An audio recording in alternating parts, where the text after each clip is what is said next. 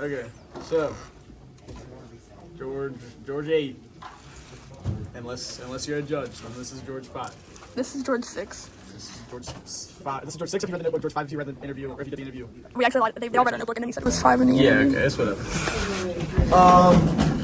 This robot did us very well. Like low-key it didn't, but it did at the same time. It was awesome. It was really fun to drive. So starting with the drive, Elite packaging, 600 RPM on 2.75.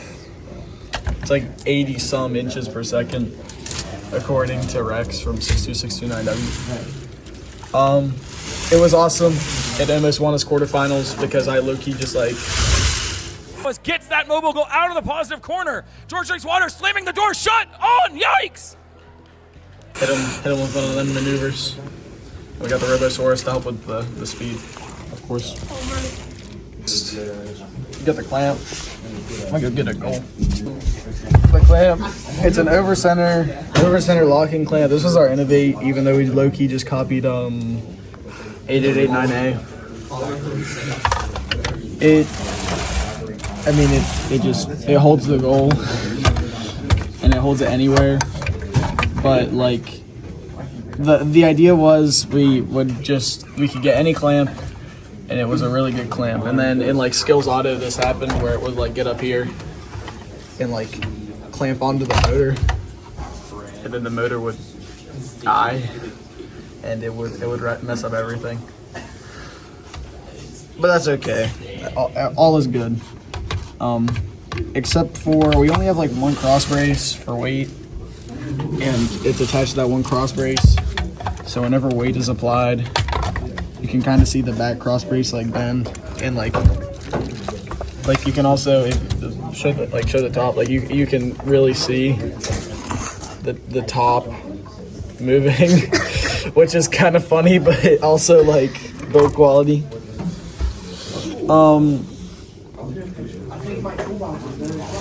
Honestly, like the drivetrain, if I had to do it again, I would have done the cool like stack motors, but it's whatever. Next, probably the intake. We did poly intake because weight, like we're on 600 RPM, so weight was like a huge thing. This robot weighs like 17 pounds, so we didn't really do too good on the weight, but it's whatever. It still worked. We did poly intake because it was lighter, and the fact that like if it got bent or if it got hit from the front really hard, it's hard to show, but like it just bows instead of permanently bending. Thank you, Luke Does Robotics, for that tech. Look at this. Look at the intake ramp. So this is the remnants of the intake ramp. This piece of poly like snapped like 3 days before states, so we just didn't do anything about it. And then I decided in the hotel on day 2 of states that I would fix it with a bunch of zip ties. So we got zip tie here, zip tie here, zip tie here, and it all ends up working out. 3 wheels because weight, and like there's really only 3 points that you need to hit on the ring: the center and then the outsides. We're low-key probably going to switch to the flap intake because that's even better at like the front, and then we'll keep the flex wheels on the outside. Thank you, Ripbots, for that tech. Then obviously it's a one motor system. Really bad friction compared to 62629X, but it's whatever. It was it's 1-to-1 on a like 12-tooth sprocket. It worked kind of. We didn't really score a lion stake with it because like we could, but like we had Eek Mech. It's whatever. 2-inch flex wheels spread across the 48-tooth gear because it was like slightly bigger than a 2-inch flex wheel. and that was awesome because it accelerated it more over and made the curve more awesome. Looking at it now and like how inoptimal the geometry is, if I would have just like done that, the robot would have been so much better. If I would have just, the robot would have been a lot better because the hooks would have actually been, you know, doing this thing. We got Lady Brown, of course, because what else would anyone else ever have ever? Very innovative. It's even though it's literally just a 2-bar, for real. It kind of worked. Sometimes, like the biggest problem was like the range was great, the motors were great, but it would just go through, and that was a problem because that means that we don't have the ring anymore.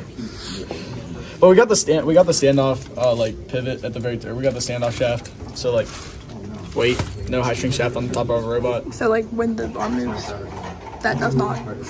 Yeah. Yeah, and it allows us, we shave down the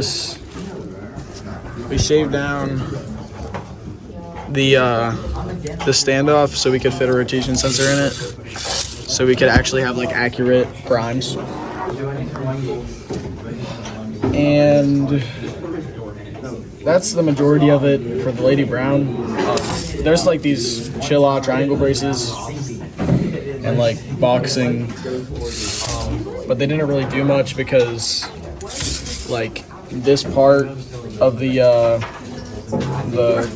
cut 3 wide, like the whole thing is cut 3 wide because, you know, like cut 3 wide. That's the whole idea with that. Then we got the ring rush. Didn't work once in match, but it's okay. Me low-key just really wanted to mess up Yikes, so we banded it and just pushed all of the rings to that side of the field. Like it's supposed to do that and then line it up. It's okay. We're probably just gonna make another better one because 3131 V-Tech. Yeah. Hang. We did a backflip in one of our matches, so I didn't really do any hangs after that.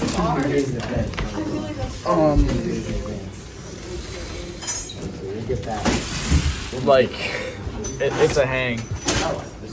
It's rubber banded. Honestly, I probably should have done string, but I didn't do string because the I didn't want the string to like get caught in the hooks or something, and I'm not good enough at like packaging the string because spin up, I still have trauma.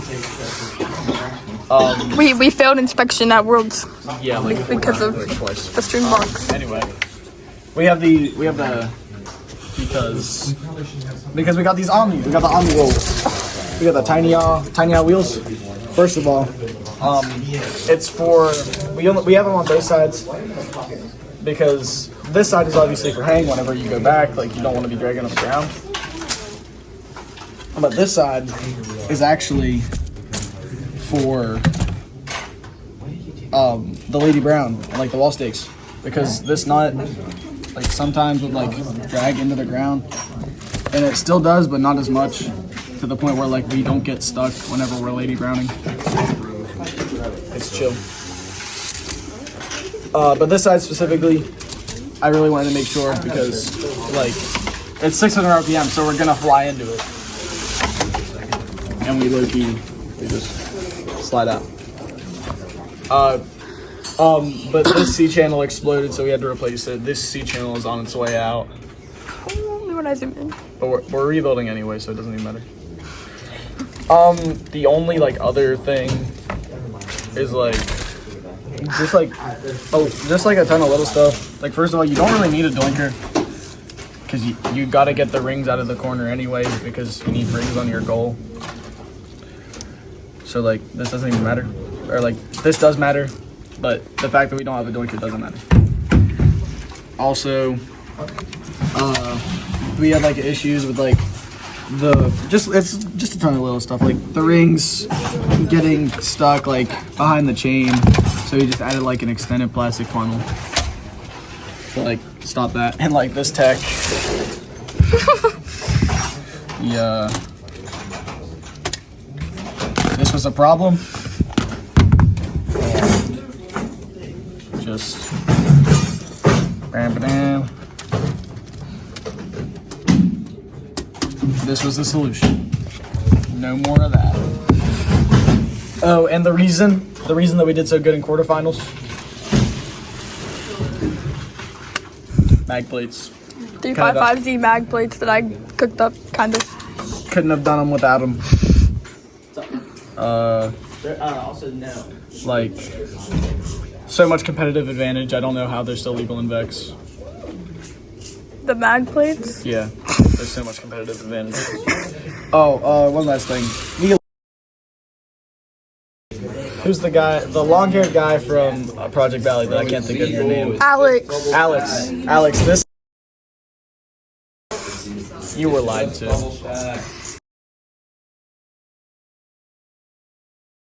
Also, it's white, so, you know, ace plastic, competitive advantage. Ace plastic equals competitive advantage. This robot was not clean. This robot was not, like, really good. But I low-key, I got good at driving for one match, in the one match that was really cool. I'd say you were good at driving all the second day. Everyone's allowed to be wrong. That's why I'm not the driver next year. Get another brawn in here. Get another brawn in here. That's the end of the reveal. I fell down a set of steps yesterday and it hurt really bad. See you at Worlds. Just prepare to see like the best West Virginia bot to ever be built. Ever. At Worlds. The Design Award is presented to Team 26038A, George Drinkswater from John Marshall High School.